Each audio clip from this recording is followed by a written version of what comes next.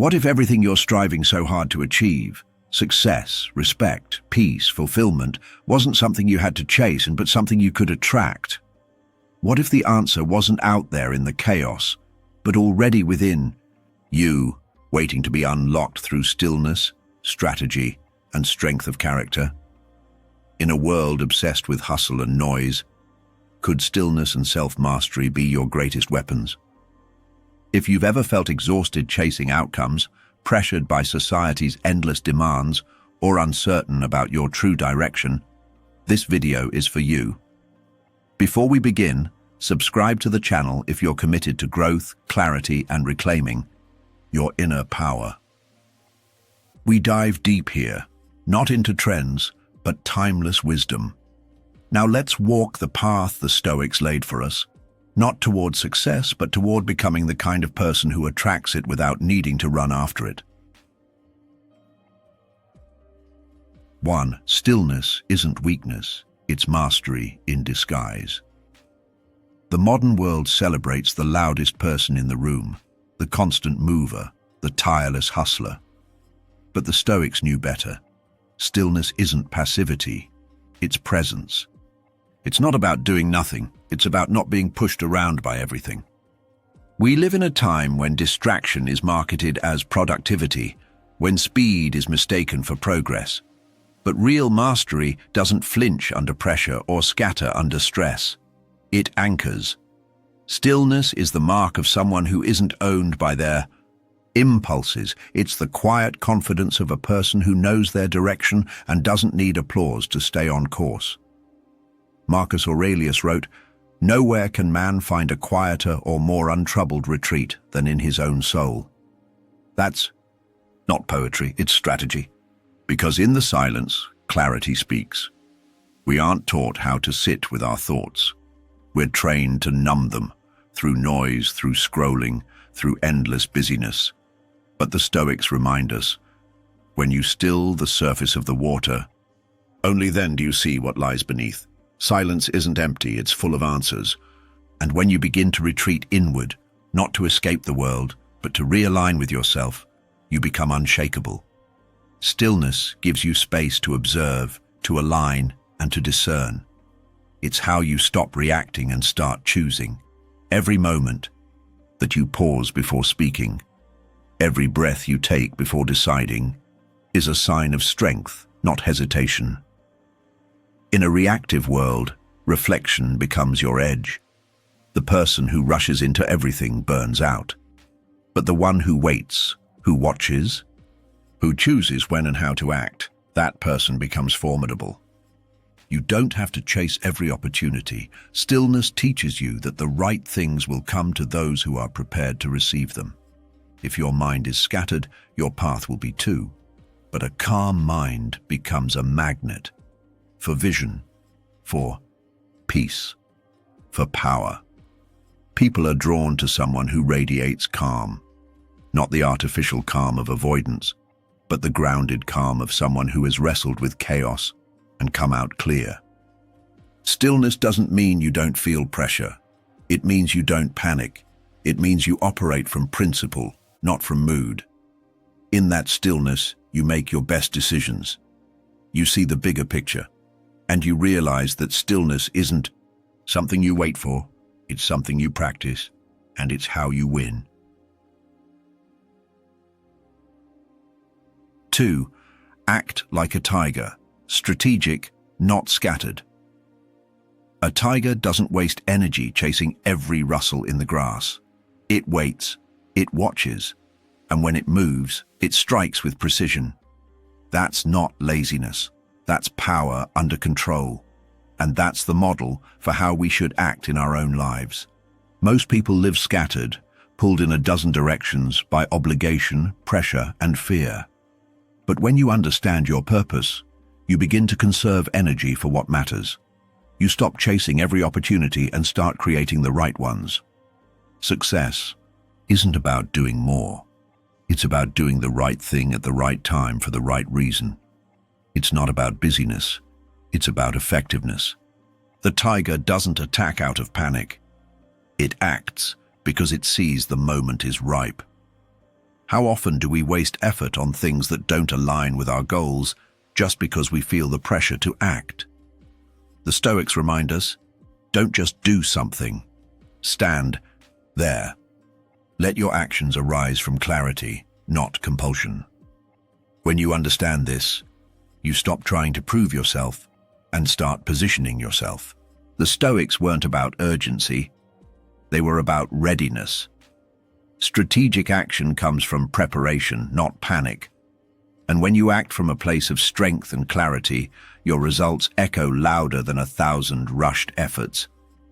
Think of Epictetus, who taught that we must distinguish what's in our control and what's not. That's not just philosophy, it's strategy. Most of life is noise. But the tiger doesn't flinch at noise. It moves for substance. If you want your life to mean something, you have to act with precision. Your time and energy are finite. Spend them wisely. So stop acting out of fear you're missing out. Move when it means something. That's how you stop being a pawn of life and start playing like the king. Everyone around you might be panicking, chasing, and exhausting themselves to stay in the game. But you're playing a longer game. You're not scattered. You're surgical. The tiger doesn't roar to be noticed. It moves silently. And when it does, everything changes. Become that person. Not desperate, not distracted, but deliberate. That's not just powerful, it's unstoppable. 3. Clarity isn't found, it's forged. How many of your goals actually belong to you? How many are echoes of other people's expectations? That job title, that house, that lifestyle you're chasing, who told you those were the markers of success? Until you answer that, you're building a life on borrowed definitions. And no matter how hard you work, you'll feel empty when you get there. The Stoics urged us to strip away the illusions, because clarity isn't a revelation, it's a refinement. It's what happens when you stop performing and start becoming. The Stoic path demands that you ask yourself, what do I really want? And more importantly, why? Because wanting is easy. Everyone wants success, but few are willing to look deep enough to uncover the values behind those desires. Is your ambition rooted in freedom or fear? Are you building something real or chasing validation? These aren't soft questions, they're essential ones. And until you answer them honestly, clarity will remain a fantasy. You'll keep moving, but never arriving. Clarity doesn't come from wishful thinking. It comes from peeling back the layers of noise until only your deepest convictions remain. That's what Marcus Aurelius meant when he wrote, "The impediment to action advances action. What stands in the way becomes the way." The obstacle isn't out there, it's within. You have to cut through the false narratives, the cultural programming, the need to impress. Only then will you see what really drives you. And when you do, your path becomes unmistakable. When your goals are rooted in your values, not in ego or validation, you stop chasing illusions and start building a life that actually satisfies you. You stop looking sideways at what others are doing.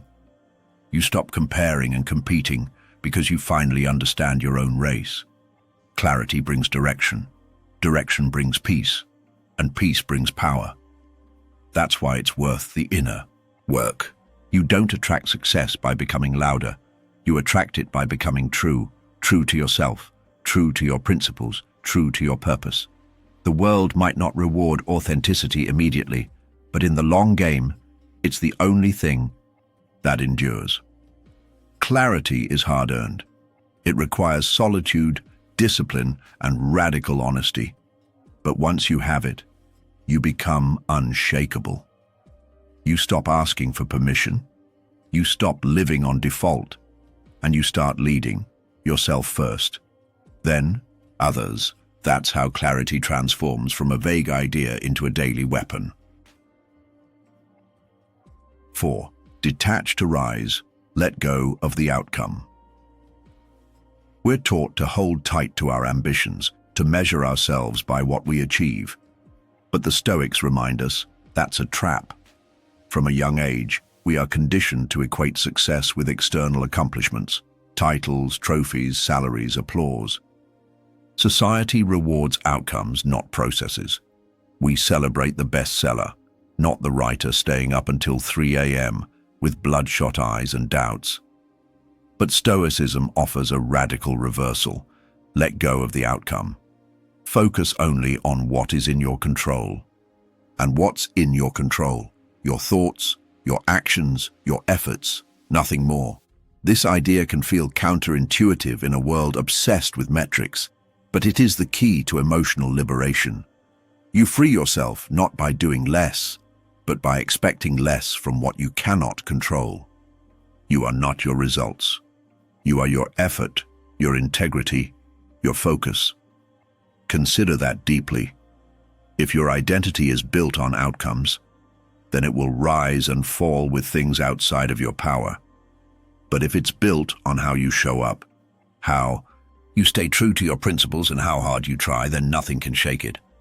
The Stoics called this arete, excellence of character, not success, not fame, but virtue. When you live from this inner compass, you can still pursue goals, but you're no longer a hostage to them. You begin to find joy in the struggle, in the training, in the unseen moments. You understand that meaning is created not when you win, but when you stay consistent, even when no one is watching. When you detach from the outcome, something shifts. You work with peace, not pressure. You move without fear of failure. And you become immune to the praise and the criticism. Why? Because you're not working for applause anymore. You're working because you must, because it is who you are. Detachment isn't about being indifferent, it's about being intentional. You're not cold or apathetic, you're simply centered. You still care, but in a clean way, not in a needy way. You do your best, and then you let go. That's how you find flow. That's how you keep your sanity when things go sideways, when the market crashes, when your work isn't recognized. You keep showing up. That's the discipline. True power is doing your best without needing the world to applaud. That's not giving up, it's showing up fully and freely. It's entering the arena of life with courage, knowing you might fail, and choosing to act anyway. That's heroic. That's stoic. And when the praise comes, you say thank you, but you don't inhale it. When the criticism comes, you listen, but you don't shrink. You stay in your lane. You stay committed to the process. This kind of freedom, the freedom from needing validation, is rare. It's not taught in schools, but it's the soil where resilience grows. It's where clarity sharpens. It's where peace takes root. In the end, letting go of the outcome isn't surrender, it's mastery.